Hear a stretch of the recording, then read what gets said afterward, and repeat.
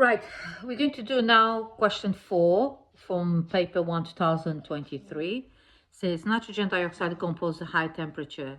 So you got 2NO2 goes to 2NO gas to O2 gas, and this is an endothermic reaction. 4.1, 0.137 moles sample nitrogen dioxide is placed in a sealed flask and heated at constant temperature until equilibrium is reached. At equilibrium, the flask contains 0.12 mole per oxygen.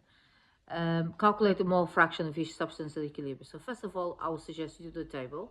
So your initial amount, equilibrium amount change, okay? So you got your reactants and you got your products there.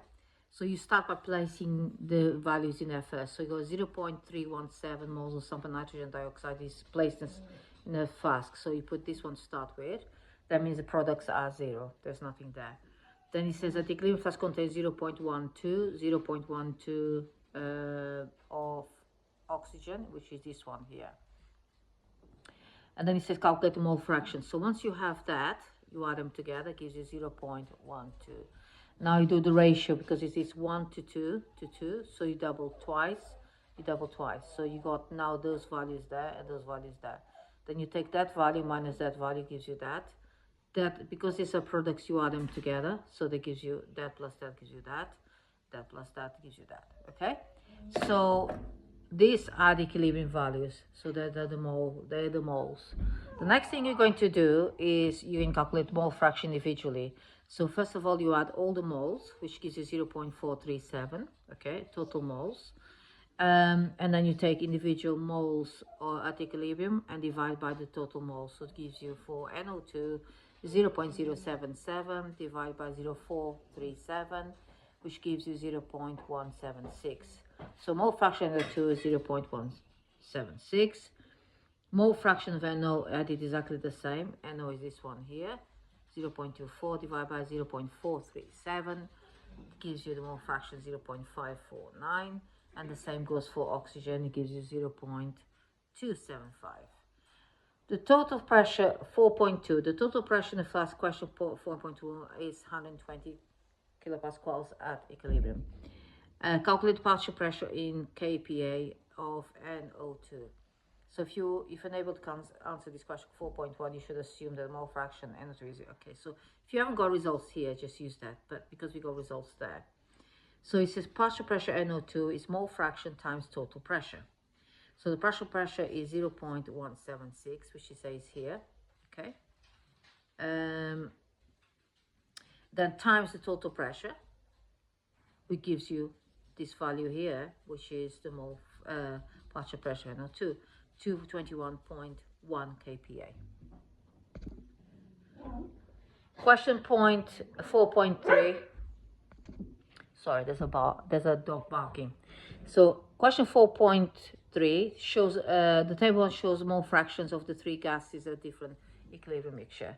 So you got this is different equilibrium mixture, which is this one here, and then you have the values there.